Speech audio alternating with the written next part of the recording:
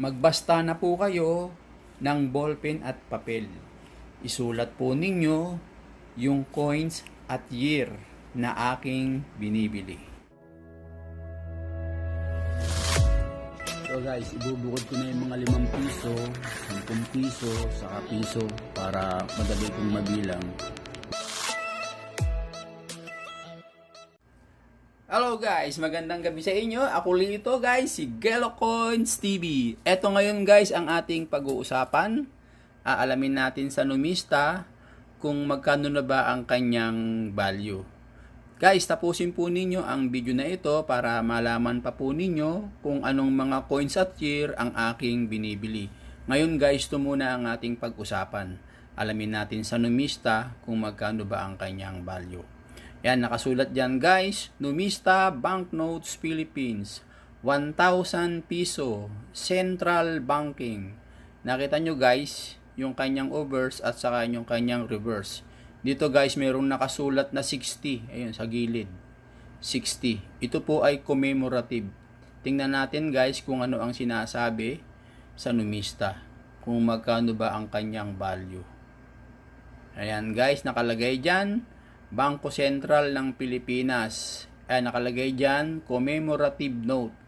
Year, 2009. Value, 1,000 pesos. Currency, piso. Composition, paper. Sa papel lang pala siya guys. Yung composition niya. Papel lang, paper. Yung kanyang size, 160 by 66 mm. Demonetized December 30, 2017. Ibig sabihin guys, itong pera na to na demonetize na nung 2017, December 30. Kaya ito guys, hindi na po ito tinatanggap sa mga tindahan at hindi na rin po ito tinatanggap sa bangko o sa central bank. Kung papapalitan mo, hindi na po ito tinatanggap kasi po na-demonetize na siya.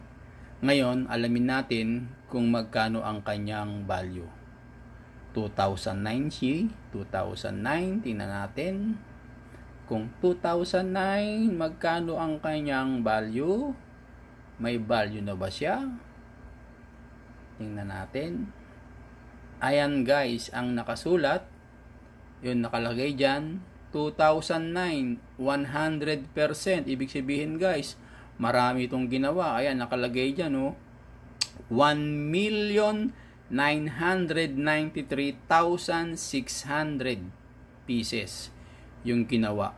Wala siyang nakalagay na presyo, guys. Nandito lang sa dulo, UNC, yung uncirculated. Meron siyang value, 50,000 Korean won. Kapag kinonvert po natin yan sa peso, iyan po ay nagkakahalaga ng 2,093 pesos. Ibig sabihin may value na guys. Naging 2,000 na siya. 2,093 pesos. Kung UNC guys ha, nakalagay dyan UNC. Ibig sabihin, pagka hindi UNC, wala siyang value siguro. Hindi bibili ng mataas. Bahala ka na. Bahala kayo mag-usap. Pero kung UNC guys, nakalagay dyan, may value talaga. 2,093 pesos sa peso yan. Pero pagka hindi UNC, bahala na lang kayong mag-usap, yung seller saka yung buyer. Kasi walang presyo Depende sa kondisyon ng papel. Ngayon guys, ito namang isa, 2009, 9%. Meron to guys, 200 pieces, nakalagay sa baba. Nakalagay dito, uncut sheet. Ibig sabihin guys, meron siyang buo na hindi nakat. 32, yan nakalagay out of 32, baka 32 pieces yung hindi nakat. Ayan uncut. Meron siyang 200 pieces yung ginawa na uncut. Swerte yung meron nito guys. Konti lang 9% lang Tapos 200 pieces lang. Mataas ang value niyan guys. Yung mga hindi na-angkat, hindi nagupit. Mas magandang i-collect yan. Ito, maganda rin i-collect. Basta UNC. Yan. Kahit marami siya, basta UNC. Pero pagka hindi na UNC, bahala na yung seller saka yung buyer. mag-usap na lang sila. Ganun lang guys.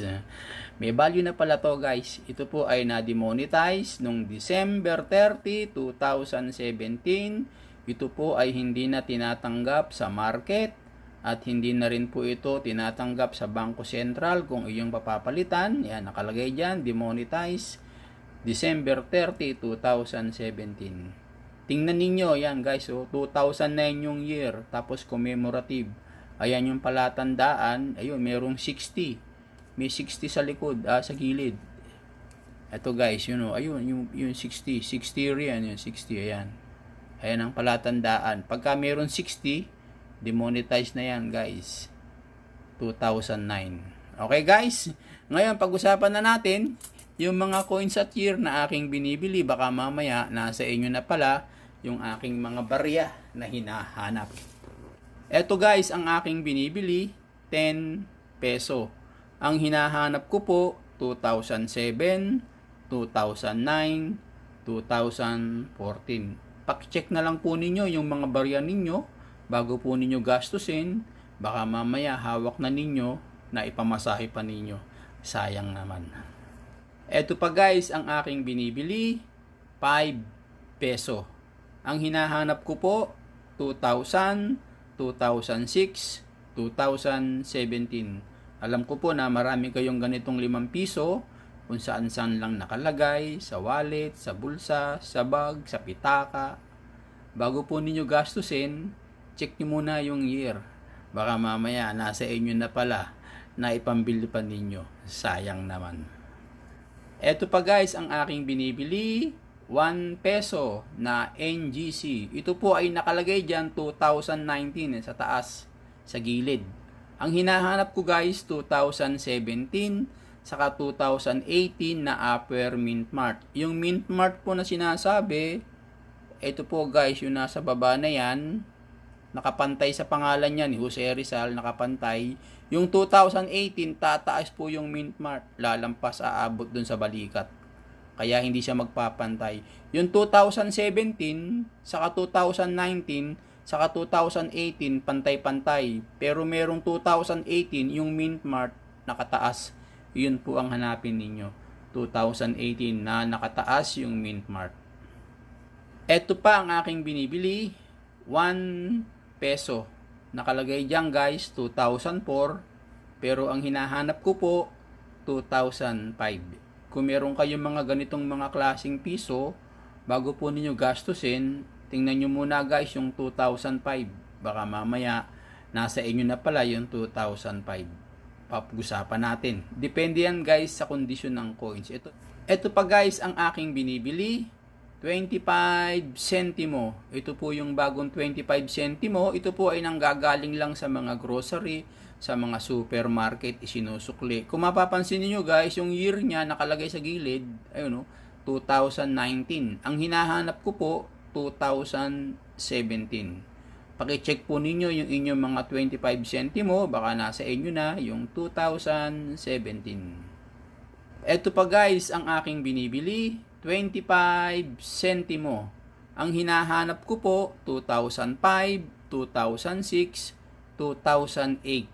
25 centimo. Alam ko po guys na marami kayong mga ganitong klaseng barya kung saan-saan lang ninyo nilalagay. Check nyo muna yung mga coins nyo. Pag may time po kayo, baka mamaya nasa inyo na yung year na aking hinahanap. Guys, depende po siya sa kondisyon ng coins ha. Kagaya nito guys, may lumalaro mga ilaw, liwanag. Ganda ng kondisyon. Yung mga ganito sana, mas maganda. Depende sa kondisyon guys ha. Pag-usapan natin. Ito pa ang aking binibili, 10 centimo. Ang hinahanap ko po, 1998, 1999, 2001, 2003. Ito po ay nanggagaling sa mga grocery at sa mga supermarket. Isinusukli lang po ito. Tapos kung saan-saan na natin ilalagay, check po muna ninyo yung mga barya ninyo. Baka mamaya nasa inyo na pala yung year na aking binabanggit. Depende po yan guys sa kondisyon ng coins. Ito maganda to, mayroon pang kumikinang pa. Maganda siya. Yung mga ganito kasi guys, maganda idikit sa frame, pambuo. Maganda siya. Ito pa ang aking binibili, 5 centimo. Ang hinahanap ko po, 1997, 2003, 2006, 2017, 5 centimo. Ito po guys, nanggagaling lang po ito sa mga grocery saka supermarket. Check po ninyo yung mga 5 centimo nyo. Dapat yung ganda sana ang kondisyon, maganda oh. Basta guys ha, ang usapan dyan, depende sa kondisyon ng coins. Ito pa ang aking binibili, 1 centimo. Ang hinahanap ko po, 1999, 2003, 2008, 2017, 1 centimo. Ito po ay nanggagaling sa mga grocery, sa mga supermarket. Sinusukli lang po sa atin ito. Check nyo muna yung mga 1 centimo ninyo bago ninyo itago. Baka mamaya nasa inyo na pala yung year na aking binibili. Pag-usapan po natin guys, depende po siya sa kondisyon ng coins. Sana po guys, naisulat po ninyo yung mga coins at year na aking binanggit. Kung meron po kayong time, paki-check po ninyo yung inyong mga barya. Baka mamaya nasa inyo na pala yung aking hinahanap. Paalala ko lang po guys, hindi po ako bumibili ng isang piraso. Lugi po ako sa shipping. Mas marami po, mas maganda. Pwede rin po tayo ng meet up. Pwede rin po ng pick up. Ang location ko po, Gitnang Bayan, San Mateo, Rizal. Malapit po ito sa Montalban, Rizal. Malapit po ito sa Batasan. Malapit po ito sa Marikina. Yung anak ko po, siya po ang aking taga-meet up. Siya rin po ang aking taga-pick up. Kung kayo naman po ay nasa mga layong lugar, pwede naman po yung JRS, LBC o JNT, kung ano po yung meron sa inyo. Isa lang po guys ang aking rules. Ang rules ko po, gusto ko po sana matanggap ko muna yung parcel. Titingnan ko yung coins at year, kung tama ba, kung tama naman lahat, kung magkano yung napag-usapan nating presyo, i-session ko po sa inyong GCash. Pero kung ang gusto ninyo bayad muna bago padala, okay lang po sa akin kahit sa iba na lang po ninyo ibenta. Isa lang po ang rules ko, matanggap ko muna yung parcel. Sana po guys nagustuhan ninyo ang video na ito. Paki-like and share naman para sa mga kaibigan ninyo. Baka mamaya nasa kanila pala yung mga coins at year na aking hinahanap. Okay guys, salamat sa inyong panonood.